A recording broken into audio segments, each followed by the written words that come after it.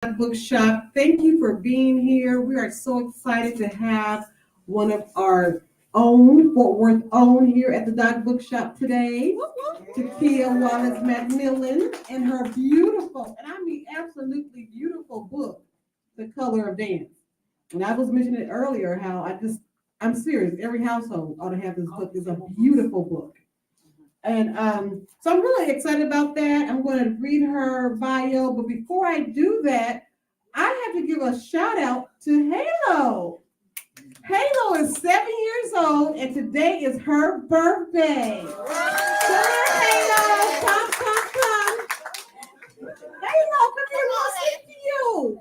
Because y'all, I love her parents. What they're doing with Halo this year is they're giving her an experience birthday. Is that what you kind of told me? Where she go to different places, like she did the rodeo, and now she's doing a book signing at a black-owned bookstore, and you're just so cute. So y'all, I was just excited for Halo that she's here with us, and she's gonna. And they want you to scream so they can see Halo. Oh, Halo, we got two audiences. Okay, just real quick, you stand right here. 3 audiences. Okay, is she in there now? Yes. Okay. All right. This thing will get me in trouble. Okay. Hey guys, sorry. Okay. But anyway, so on the count of 3, I want us to sing happy birthday to Halo because I am just so excited she's here. So 1, 2, 3.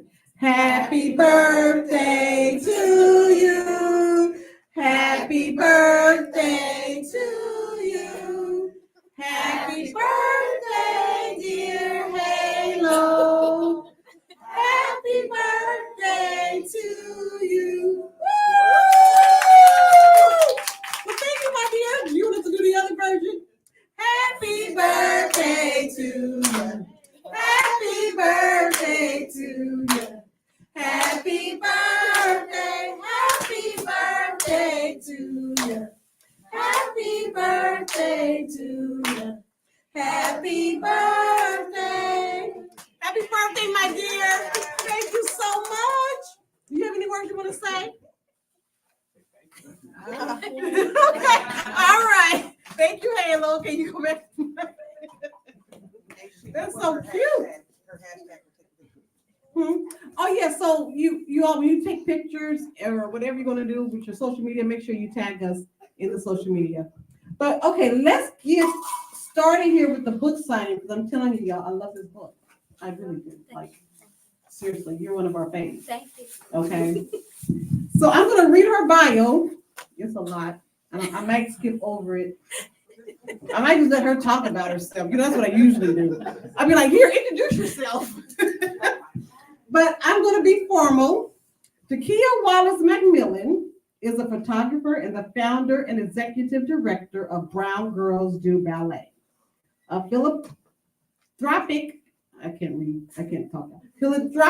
organization that works to increase the participation of underrepresented populations in ballet programs through organizing and arranging ballet performances, conducting photo exhibitions, and providing resources and scholarships to assist young girls in their ballet development and training. How many people we have out here that actually do ballet? Like, okay. Really? Okay, wonderful. Okay. TaKiyah's photographs have been featured in the Washington Post, HuffPost, Point Magazine, Madame Noir, and more. She's the former gifted education teacher and television host, and she is the owner and photographer of Some Sweet Photography. She lives in Dallas, Texas with her family. Y'all, let's welcome TaKiyah Wallace-McMillian to the Doc Bookshop. Hi, everyone. First things first, I want to thank you for taking time out of your busy schedule. Fellas, I know it's All-Star Weekend. My understanding is there's a couple of big sneaker balls that are also in town this weekend, so I just want to thank you for your time. We've had a few people travel in. I see one of my cousins here that came from out of town. I feel extremely, extremely blessed. I see somebody I went to middle school and high school with. This is awesome. So like she said, my name is TaKiyah Wallace-McMillian. I am the photographer of, and it sounds weird to say author, so I still kind of revert back to photographer because it is a coffee table book. It's a photo-based book. but of the color of dance. And I'll be talking about the color of dance today, but it's also important to note that my second book, called Brown Girls Do Ballet, will be out in August of this year. So hopefully you all will come back and see me and bring the little babies. I have two guests with me today. I have Joelle, who is featured in the book. If you turn to the back of your book, she is on that back cover. And I also have Sydney here with me, who was she's not only featured several times in the book, she is a dancer with Dallas Black. Joelle is with Oklahoma, she's with OU right now. She's in their ballet program there. But also Sydney touched every single page of this book because she was my book editing intern. So this is a very special moment to have both of them here with me today. So I'm very excited that they were able. Joelle traveled up and Sydney braved the highways of 30. So that was a lot. But as she said, I am a photographer. I live in Dallas, Texas, but I'm a Fort Worth girly, okay? My office is here in Fort Worth, so I travel here every other day on purpose. And it was important to me to do what I do in this area where I grew up, because I wanted to be able to give something to any other little TaKiyahs that might be out there that feel like they aren't necessarily seen or heard. I started this project as a photo project 12 years ago in December. And it started when my now 14-year-old told me she wanted to take ballet. And being from Fort Worth, my mother didn't take me to the ballet, so I had no clue where to start. But the first thing that I did know how to do was Google. And one of the first things that jumped out to me were that there were very few images of little girls of color on a lot of our local ballet websites. And I live in Dallas, and Dallas is a super diverse city, but you would be hard for you to find diversity on a lot of the larger ballet program websites. And so that year, as a personal photography project, I set out to find young girls of color that were enrolled in ballet in Dallas, Houston, and Austin, Texas. And with every city that I traveled to, I got the same story over and over. My baby's always been the only one. These are the issues that she's faced. These are the things that she's felt.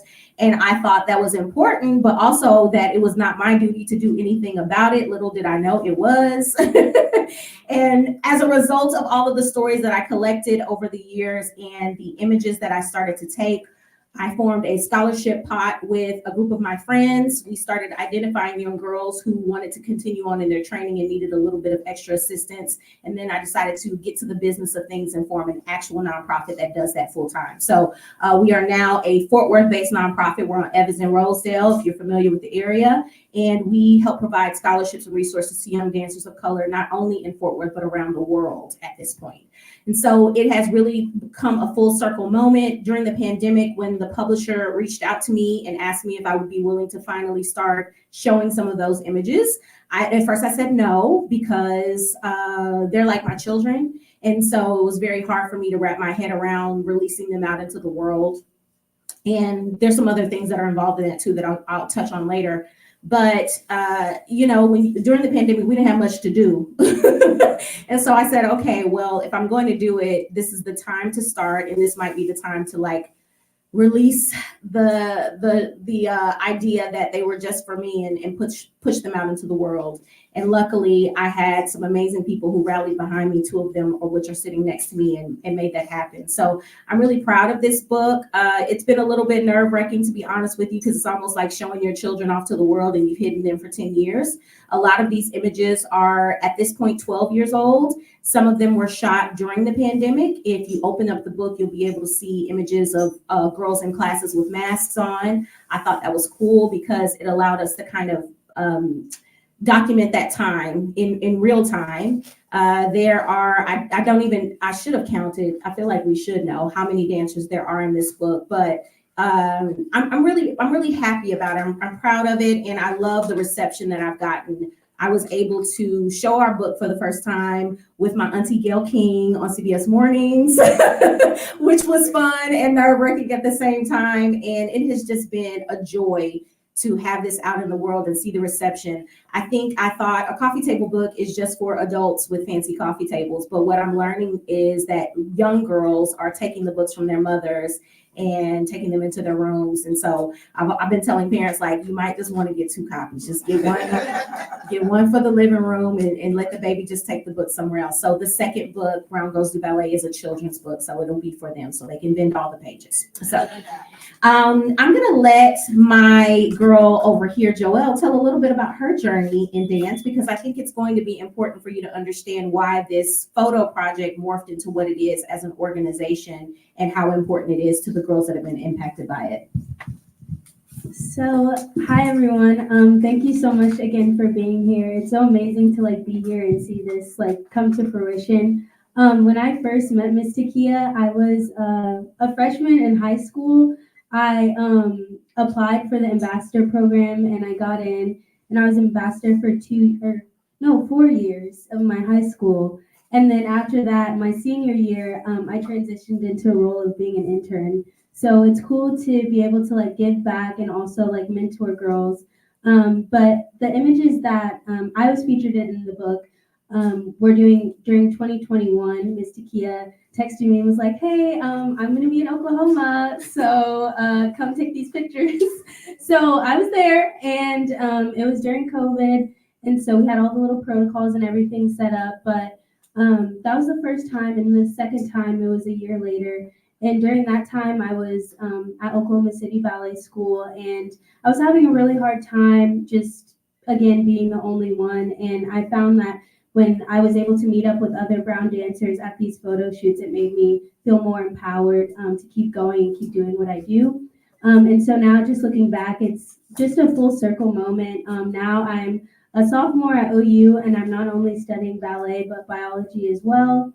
And so it's just really amazing getting to see all the great reception that this book has gotten, and to see that, people are being inspired by images that we were able to create. So, yeah. Awesome. So Joelle talked about two things that I didn't hit on, but are important to note. So since we are now, this book led to the nonprofit, there are a couple of arms outside of the scholarship and resources that have made us extremely popular and that are important legs. One of them is, we call them ambassadors. They are actually mentees, girls that are interested in pursuing ballet or at least learning it at a higher level, are paired with professional dance mentors for 1 year. And so Joelle has had the opportunity to not only be an ambassador, but also a mentor, which is amazing because she's truly walked the journey of, like she said, being the only one and pursuing it at a higher level. And I love the fact that so many of our girls are, whether they choose to go into professional dance, which is great, a lot of them are choosing to do it from the angle of higher ed. And people like Joelle getting a degree in ballet and biology is kind of cool, because one day ballet dancers need doctors and clinicians that are experts and have walked that path. So I think that's going to be very important. So I'm looking for more of them to go into law. I'm looking for them to go into physical therapy, all sorts of things. And I love that I'm able to meet them. It starts with a photo, but it's a much bigger relationship that comes on the back end. I also want to introduce you all to Sydney Gannay, and she can talk a little bit about her journey. I think I met you around 12 or 13. Hi, everyone. I met TaKiyah in 2016 when I applied for the ambassador program. And we did a photo shoot with me and two of my friends who are also in the book. And that is the first time we've been In Los Angeles. in Los Angeles. So this photo project is also really important to me because I'm featured in the book as a 12-year-old and as a 21-year-old, which is, I've been with her for a long time. And like she said, I was also the intern on the book. So I was the one going through all of the hundreds and hundreds of photos, checking for technique, checking for just facial expressions, which photos look best, all of that. It was an incredible process also to be behind the scenes and see how she works. And, I don't know, just being with the whole process for It was a year. Yeah. It was just an incredible process. I was lucky enough to go to a studio growing up that was predominantly Black, but of course I did also face being the only one in the class whenever I went to summer intensives, even in college. I am now a senior at Fordham University in the A-League BFA program, and I'm still one of the only Black women in my class. So again, that's yeah. And but she has been here through the whole process. I love her so much. You said A-League Fordham, but you didn't say the other P's. I'm also a sociology double major, and in my senior year, this is also my first season with Dallas Classic Dance Theater. That's special because she's able to finish her degree in New York, but also dance locally in DFW at the same time. So I understand trying to be sweet about it, but that's like, I would be shouting that from the rooftops. But so that is kind of like the gist of how this project came to be. People like to ask me where it's going. Will there be like another book? There is slated to be a color of dance for kids. I don't know a release date on that one, but I'm always shooting the project. So I always encourage, I'm seeing some little people in here. Please stay in contact with me and watch our social media because we always post castings there first because you just never know where you might end up. So let's see, what time is it? Okay, it was only 30 minutes, but do you have any questions that I can answer? Everyone's shy today. That's okay. Yes. Do you have a favorite picture in the book? Oh, that's a good question. No, they're all my children, to be honest with you. I'll be honest and say there are quite a few images of this. Began with my daughter, who was 3 at the time when I started shooting this project. She'll be 15 in August, which is wild. And in the middle of all this, I had another baby too, he's not in the book, but there are some images of her when she was tiny that means so much to me because through her, I can see the actual growth of this project. To me, I mean, Sydney's an adult now, but she's still kind of 12. So, it's so hard. Like I always tell them when I see them out, we had a big fundraiser here a couple months ago and, we had daiquiris there and I'm like, oh my God, are you like, and they're like, we're adults now. But they kind of become like my extended daughters, sort of. And so, no, I don't really have a favorite image. It's like every single time I open it up, 2 things happen. Either I find something wrong because I shot it, or I'm amazed at the growth of that dancer because I've been able to keep in contact with most of the girls in this book. That was a good question. Yes, ma'am. Doing this project and being merged in the dance and ballet, have you, or I don't know, do you have a dance background? That's a great question. Or have you, since doing this project, started possibly taking dance yourself, if you don't have a dance background? So I did not have a dance background. I'd been to the ballet one time in my life in college. I was friends with a dance major who drugged me to see Capella here in Fort Worth. And that was the extent of my ballet background, which is why I didn't know too much about it when my daughter said she wanted to take ballet. But since then, I did take an adult beginner ballet class. And let me tell you, soldiers, okay? At the time, I had a little mommy blog, and I wrote a piece about that experience called To Live and Die in Ballet. If y'all are familiar with Tupac, I almost died, okay? In my opinion, I don't think my heart rate ever got up that high. And I do cardio a lot. Ballet is hard. It is. I've seen different things. I've seen some people say, don't call it a sport. Don't call them athletes. I think that they are, in my opinion, a lot stronger than athletes because you're talking about balancing your whole body weight on sometimes one toe. That's a big deal. So yes, I have taken an adult ballet class. I don't think I have a career in it. So I'll just work on this side of the table. But I will say having an appreciation for it now and walking this path and telling the stories, because that's basically what my job is. I just tell people stories and I do it through images and words. I think that there was a kind of a kismet thing that happened with me running the organization now. If I were someone who had come into this space more organically and been a professional dancer, I might not have had the stamina to kind of persevere in this work. Because there's still a lot of obstacles, even for me, not being a person that is on stage and trying to get parts and be seen. The ballet world is very strict. It is you have to belong there, and you in a lot of ways had to have been groomed to belong there since birth. And that is not my story. I came from Fort Worth, so I busted in the door and I was like, hey, what's up, y'all? What we gonna do? Let's diversify this thing. And so I do have a deep appreciation for it. I always tell people I didn't know anything about ballet, but now I feel like at this point I got a PhD in it, whether I wanted it or not. So that was a good question. Any more questions? Yes, ma'am.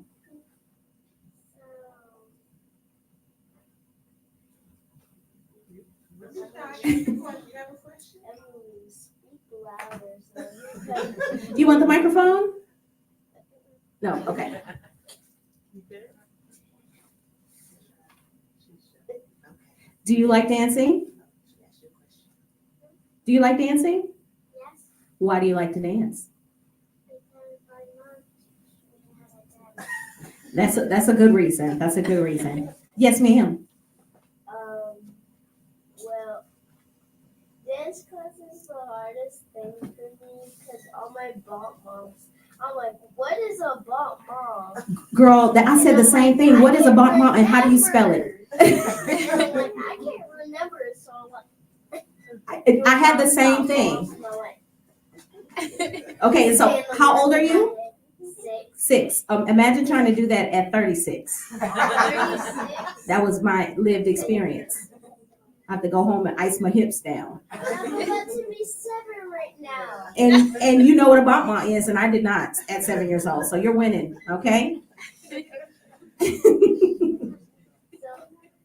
then this time we're like doing the thing. And then we're like turn around. I'm like, I'm dizzy right now. And like, But I promise, once you learn that technique, girl, you're gonna be on fire. I can already tell. I I can can tell. already tell myself that I need to learn some dance class more. Just keep practicing. They started in the same place, so trust me, just keep practicing. That's all you need. And if it's not hard, it's not worth it, unfortunately. Yes, ma'am.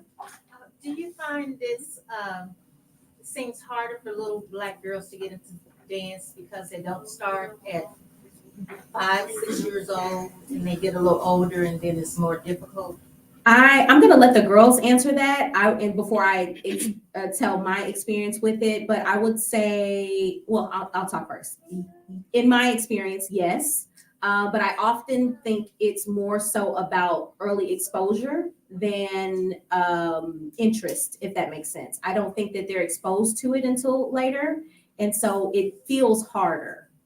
Whereas if they're starting this young, she's saying it's hard now at 7, but at 12, she won't remember that she thought it was hard at 7. And 12, it'll be a different level of hard, that sort of thing.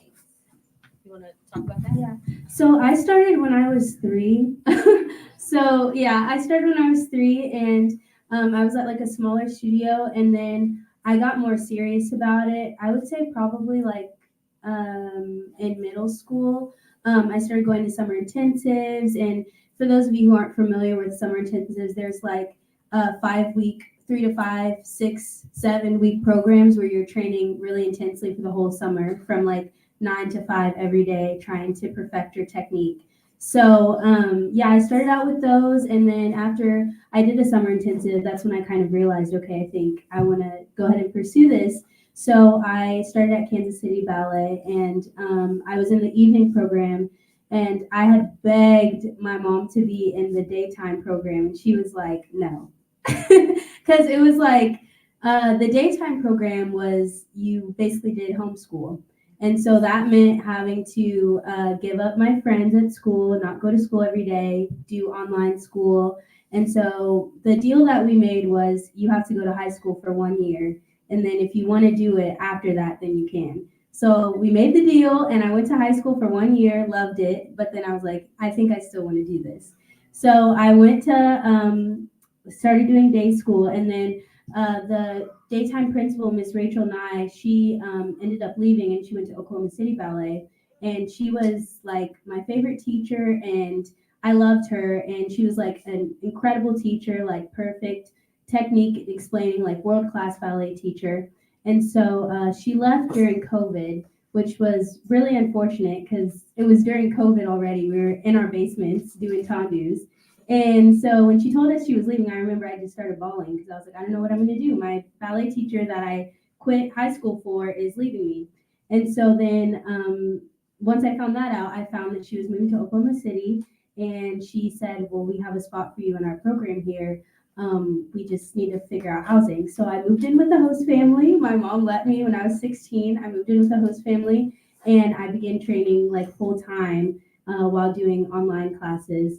And then after that, I auditioned for OU Dance and got in that way. So I would say definitely to answer your question, I think access is a really, big problem. I think a lot of dance programs now are trying to implement different programs. I know Kansas City Ballet had a program that I helped out with. It's called Reach Out and Dance, and it was for like inner city kids, and they bused them to the dance center and provided free dance classes for them and attire and all that. But I would say like those programs kind of start to dwindle out the older that you get. So if you're not in that prime like 5 to 8 age range, it's definitely harder to like get in unless you know the right people. And then also, I would say like for the people that do start a little bit later, a lot of them feel kind of less than because all these girls have been dancing since they were 3. And so I would say really just access and making sure that people know about dance and know that there's brown girls that actually do ballet. I think a lot of people sometimes are scared and are like, okay, I'm going to do something that maybe all of my friends are doing, that I know more of my friends at school are doing so that they can fit in more. But I would say definitely just having more programs like Brown Girls who provide scholarships for tiny dancers and getting involved with different like roads programs and different initiatives like that really will help push the people forward, because I think the earlier that you start, although it's not bad to start late, but the earlier that you start, you definitely do have the edge of like being able to go professionally and pursue it. So yeah. Okay, then I Yeah. have another question that's not so nice. Okay.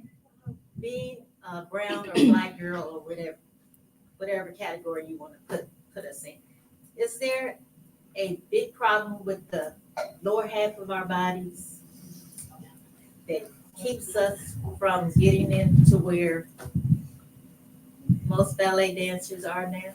So Ever been? I'll let Sydney talk about this one in a second. I will say in my experience that I have gotten wind several times of artistic directors making comments about the Black body in the dance space, specifically in ballet. I think that there has to be a re-education at all of these more elite programs so that they can understand that because a body looks a certain way doesn't mean it can't do all the things. And then I think we also have to talk to our babies about kind of what could happen in these spaces and what you may hear in these spaces as they move on in them. Because a lot of times, what I see happening is a girl will say she doesn't want to dance anymore, and it's not because she doesn't still love to dance, it's because she overheard an adult making a comment about her body.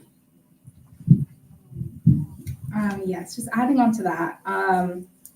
I had this experience. First of all, there is nothing wrong with our lower bodies or bodies at all. But I mean, I was in ballet class one day and I had a Russian ballet teacher who told me and my best friend to skip dinner because our butts were too big to fit in the tutus, which really just meant we needed a bigger size tutu.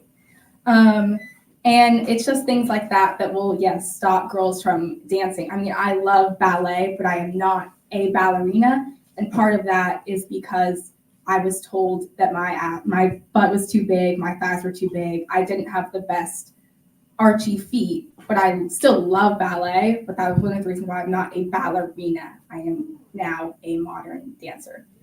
And that happens to a lot of Black women. Yes, sir. Is there any other dance books you made? Yes, there's another one coming out August of this year. It's called Brown Girls Do Ballet, and I'm actually working on a project right now about boys in dance too, so you get the exclusive on that.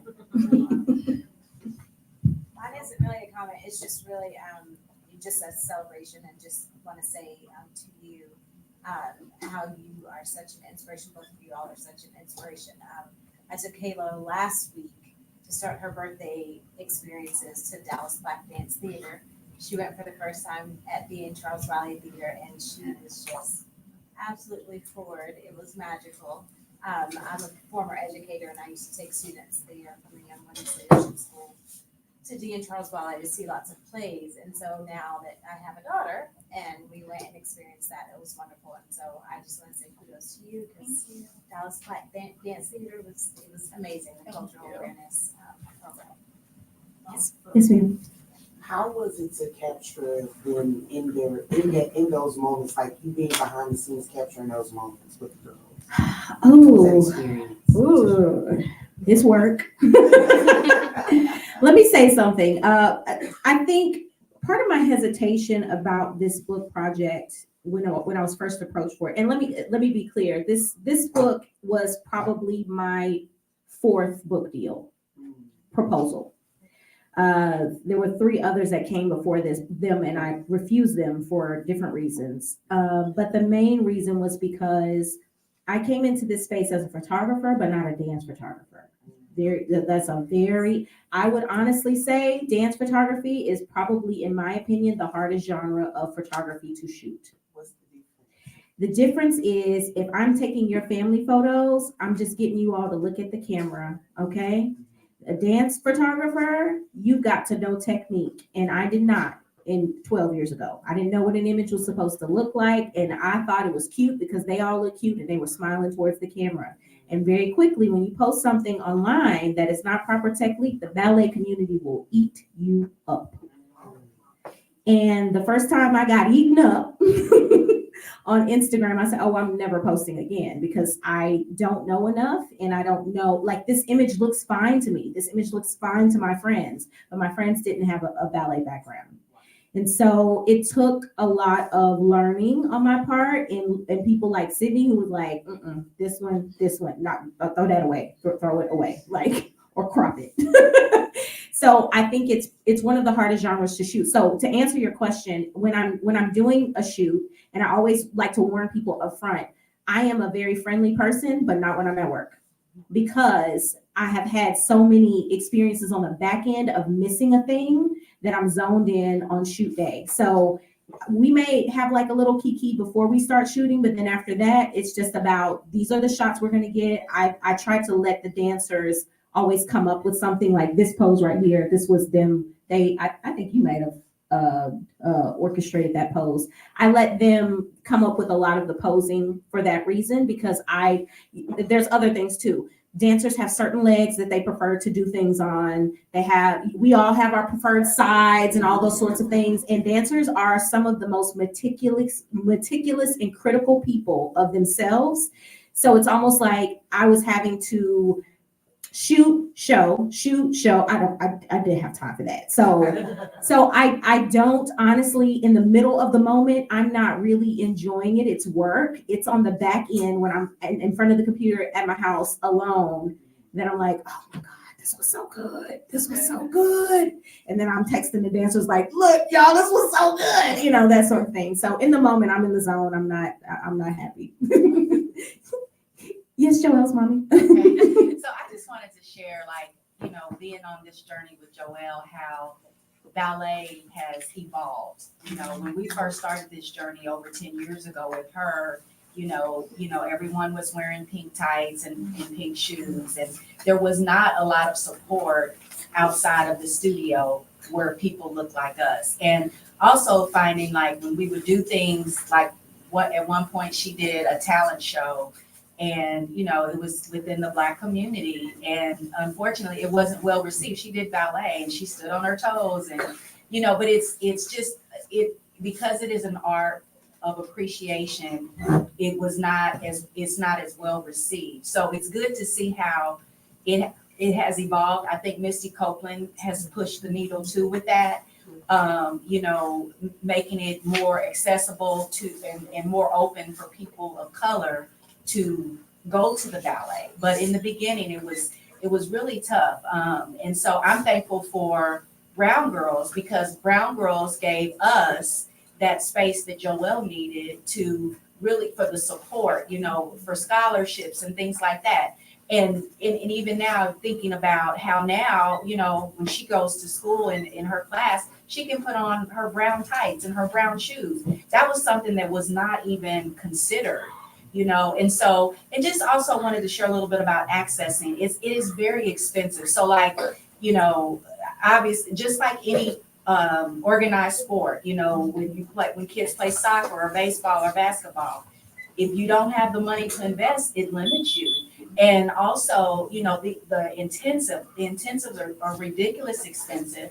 And, they're flying, clear across, others to do these intensives. And guess what? A lot of times, she was the only Black girl. So, that can limit you. And I think about too, even with Misty Copeland, her parents didn't have the money to do it, but she went and lived with a host family, which afforded her the opportunity to continue to train and dance. So, the thing is with this, you've got to have the resources, but I'm thankful that I feel like definitely ballet has evolved, and I think that the Black community is more open to the arts of ballet and dance. I agree, and I think it happened. It feels like it happened very fast. It did. Very fast. Mhm. So I would agree. I see a couple more. I don't know. I'll start back here. Well, just kind of building on that, so Fort Worth specifically, which Yes. is where you're now based out of, as far as the foundation, since your time involved in this, what have you seen improve in Fort Worth that gives you hope, that made you say, hey, let's bring it back here, and where are we still lacking? So I brought it back to Fort Worth for a bunch of different reasons, mostly personal. I felt like if this is going to be my legacy project needs to live where I feel like I live, and where I live in my heart is Fort Worth. I only live in Dallas now because I met a boy. So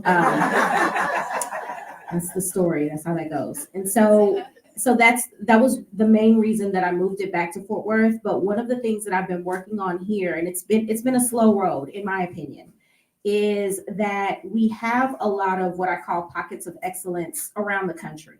We have pockets of excellence in Dallas, but in Fort Worth specifically, the ballet itself is not seen as something that a lot of the younger girls want to do. This is a big majorette city. For some reason, they love majorette dance here. And so what I'm trying to do here in Fort Worth is to identify enough of these teachers that have that strong ballet background and are open to the possibility.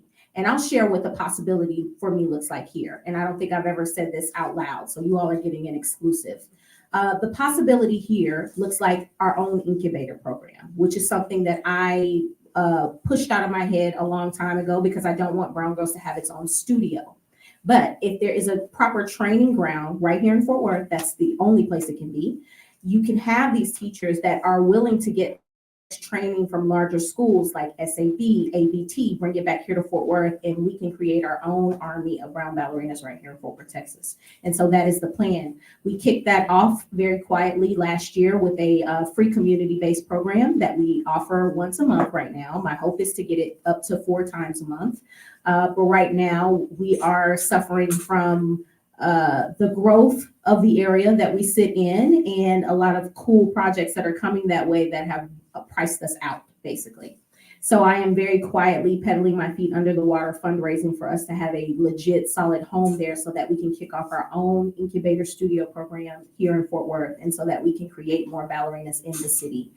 There are larger schools already here. Texas Ballet Theater's here. There's a bunch. But if you still look at those programs, they are not diverse.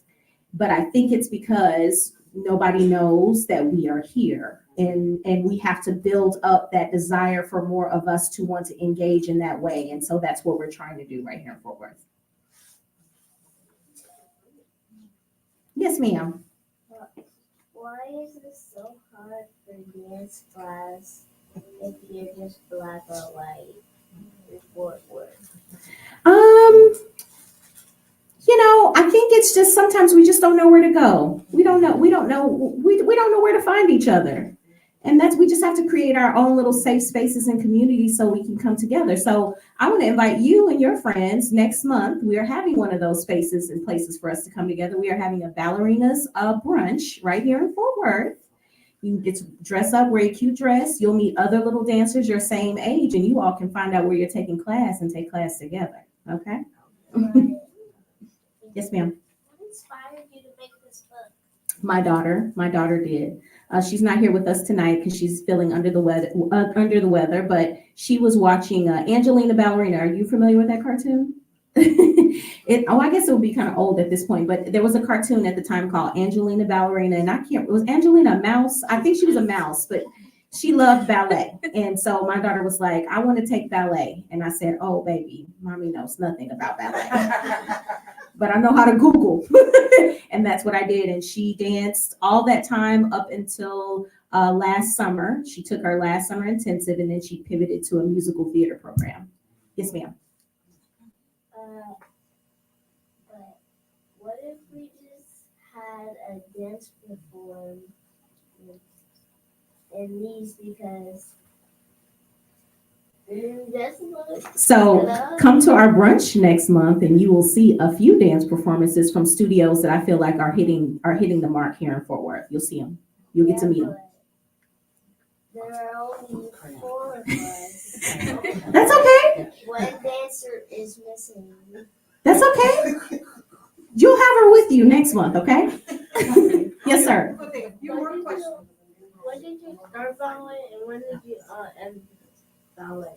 You want to answer that question, Joel? Oh yeah. I started when I was 3 and I'm still pursuing it now and I'm 19. Now, Joelle, what page are you on in the book? I should know, but So, funny story. When I sat down with Gail King, one of her only complaints about this book were there were no page numbers. Oh, There are no page numbers. So, I can point them out to you though after this. I'll point them out. she's on the very back though. Yeah, the first, yeah. okay. Interesting. Cindy, when did you start? I started ballet when I was also 3, and I still do it today.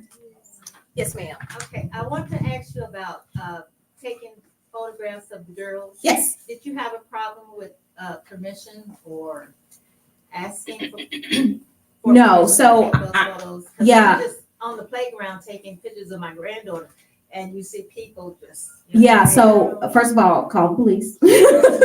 That's not okay. So all of our shoots are organized. People see a casting call ahead of time. They can submit for it before they even step foot on that set. They've already filled out a release. They already know, and this is another thing that's special about this book. Towards the end of the project, I was able to secure funding to where every dancer was compensated for their time and their image and likeness. That was important to me too, because even if they're 5, they should be paid as professionals, as if they are models. And so they were paid to be a part of this book project. So I get releases. I handle everything legally. My husband's in law school now, so he's not gonna let me miss a beat. Okay. I don't need anybody trying to sue me later. Yes, ma'am. All right, this question's not for me. Okay. For the audience. Okay. But what are the struggles for Black dancers, especially like ballet, jazz, whatever you do? What are the most common struggles you may go through?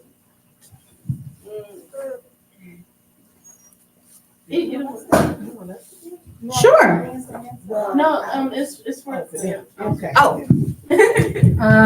A few have been my hair, because they want it in a slick back bun or French twist, and that is hard with curly hair.